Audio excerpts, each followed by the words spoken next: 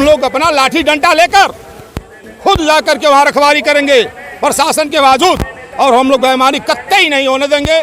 चाहे और जिस देश में कलम और कॉपी किताब पे जीएसटी लगा था मोदी जी प्रधानमंत्री जी ने, उस देश का तरक्की कैसे होगा।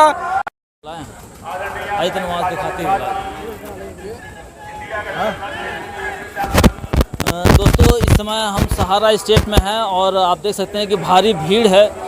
चूँकि गठबंधन की जो प्रत्याशी हैं लोकसभा सदर से काजल निषाद जी, उनके समर्थन में यहाँ सारे लोग आए हुए हैं। इसके अतिरिक्त अगर देखा जाए तो खुद पूर्व मुख्यमंत्री अखिलेश यादव जी भी सभा को संबोधित करेंगे।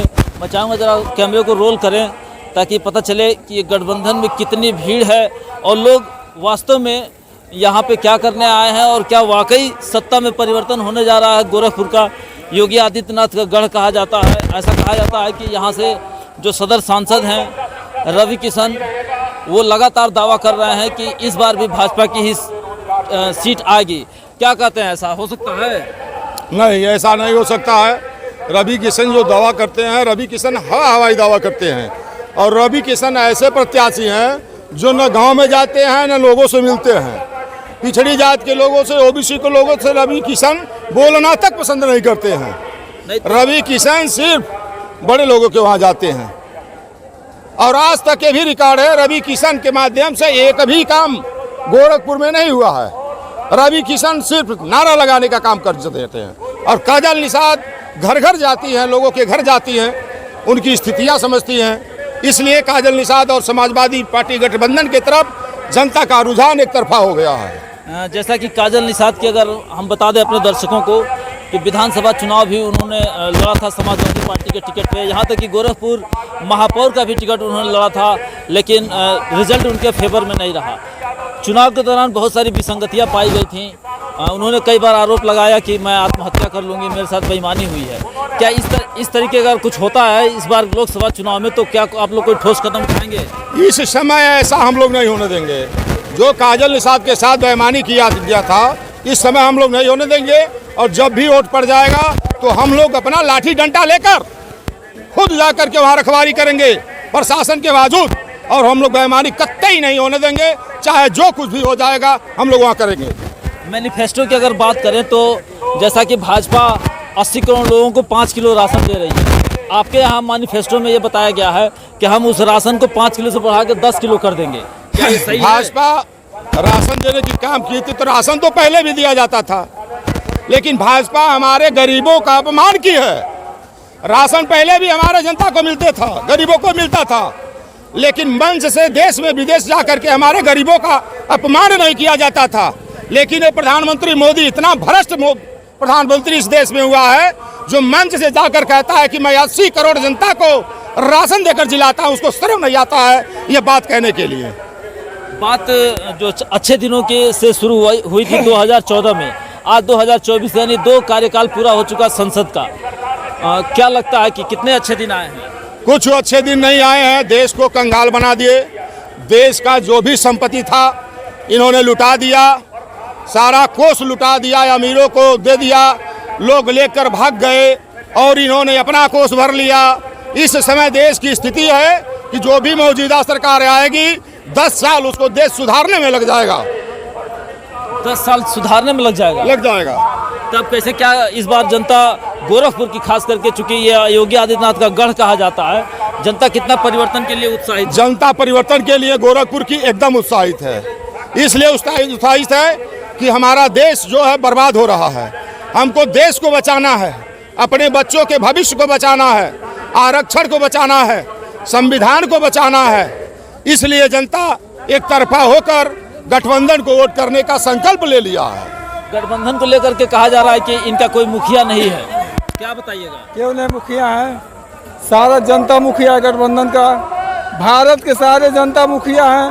और जिस देश में कलम और कॉपी किताब पे जीएसटी लगा था मोदी जी प्रधानमंत्री जी ने, उस देश का तरक्की कैसे होगा? मोदी जी ने ऐसा काम किए हैं कि भारत माता के आंचल को धारदार कैंची मंगा करके भारत माता के आंचल को काटने का काम मोदी जी ने किया है। और आसमान से लगा करके पाताल और जमीन तक ले सारा समझ लिए सारा चीज बंधक रख दिया है। हम लोग खुद नहीं सुरक्षित है, आप नहीं सुरक्षित है, सारे जनता नहीं सुरक्षित है। ये तो शुक्रिया कहिए। इस समय चुनाव का माहौल है, पूरे हमारे भारत का जनता सब लोग इनका रवैया देख करके सब लोग एक तरफा हो गए हैं गठबंधन के तरफ में कि गठबंधन को सरकार बनाएंगे और आने वाले समय में जो कलम और कॉपी किताब पे इन्होंने जीएसटी लागू किया है उसको हम लोग समाप्त करेंगे। आने वाले गरीबों का बच्चे और किसानों का बच्चे ने पढ़ाई लिखाई के साथ साथ उन्होंने काम करेंगे। भाजपा कह रही है जितने भी विपक्ष में राजनीतिक दल हैं कि वो रामद्रोही हैं और उनको हम सत्ता में नहीं आने देंगे। ये आस्था के नाम पर लोगों को ठगा जा रहा है। आस्था हम सभी लोग भगवान राम को मानते हैं और जो देश की स्थिति है वर्तमान में वो केवल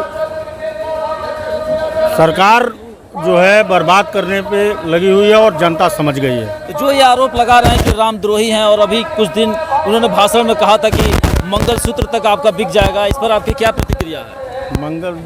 ये सब केवल बेवकूफ़ी वाली बात है और केवल आडंबर की बात कर रही है भाजपा। और अब जो है जनता नकार दी है, इनको दिल से नकार दी है और नया परिवर्तन होने जा रहा है। क्या बोल रहे हैं? ये मंगलसूत्र का अपना रक्षा स्वयं नहीं कर पाए प्रधानमंत्री जी ने दूसरे मंगलसूत्र का बात क्यों करेंगे? अपना मंगलसूत्र जो जिसको पहनाए हैं उसको रक्षा किए होते हैं तब दूसरे को बात करते अच्छा लगता है। ये केवल जुमलेबाजों के तरह बात करते हैं और आम जनता को गुमराह करके अपना वोट लेने का काम करते हैं। क्या बताइएगा, आज भीड़ को देख करके ऐसा लगता है कि पूरा गठबंधन आज ही जिता देगा, ऐसा लग रहा है क्या? भारतीय जनता पार्टी बोल रही है 400 पार, लेकिन हमें लग रहा है कि इंडिया गठबंधन 400 पार है। ये बिल्कुल हमारे दर्शक इस बात को ध्यान दें, ये कह रहे हैं कि भाजपा का 400 पार नहीं, इंडिया गठबंधन का 400 इंडिया गठबंधन 400 पार है। तब तो आप सीधे सीधे प्रधानमंत्री बन रहे हैं। बिल्कुल, उसका कोई संदेह नहीं है। ये जो भीड़ यहाँ का है, शपथ लेने जा रहे हैं। आपको बांसगांव में देख लीजिए, खजनी विधानसभा देख लीजिए, ये बहुत बड़ा परिवर्तन होने जा रहा है, छोटा परिवर्तन नहीं है। हर वर्ग के लोग, हर परिवार के लोग, सभी लोग इकट्ठे हुए हैं। न इसमें धर्म की कोई बात है, न किसी जात की बात है। सबको, जिसको गठबंधन कहा जाता है, एक मुट्ठी में 5 अंगुलियों को मुट्ठी बना लिया गया है, तो सभी अंगुलियां एक साथ मिल करके जो है एक मुट्ठी का काम कर रही हैं। मोदी की गारंटी के संबंध में कुछ बताइएगा। मोदी की जो गारंटी है, देखिए, मोदी सिर्फ हवाबाजी कर रहे हैं। हमारे यहाँ के जितने भी नौजवान हैं, हमारे अपने घर की बात बता रहे हैं कि हमारे घर में 5 लड़के 6 लड़के अच्छे परीक्षा की तैयारी करते हैं, परीक्षा लीक हो जाता है। एक बच्चा ऐसा लग रहा था कि जैसे पॉइजन खा करके अपनी आत्महत्या कर लेगा। तो जितने भी नौजवान हैं जो पढ़े लिखे हैं, वो सभी लोग इकट्ठे होकर के और इसमें सम्मिलित हुए हैं। उनको नौकरी चाहिए, किसी को मंदिर, किसी को मस्जिद, किसी गुरुद्वारे की किसी को ज़रूरत नहीं है। सबको ज़रूरत सिर्फ एक चीज़ की है कि पेट में रोजगार, हाथ में रोजगार होगा, घर गृहस्थी हमारी सबसे अच्छी चलेगी। यानी कि इस बार जो 2019 में धर्म के आधार पे बहुत सारा ध्रुवीकरण किया गया था वोटों का, इस बार नहीं होगा। बिल्कुल नहीं होगा, ये सिर्फ धोखा है और कुछ नहीं। फिर नरेंद्र मोदी जो प्रधानमंत्री हैं उनकी बातों को जुमला बताया जा रहा है, कितना सच है ये तो 7वें चरण का जो मतदान होने जा रहा है 1 जून को, उसमें पड़ने वाले वोटों की संख्या बता पाएगी।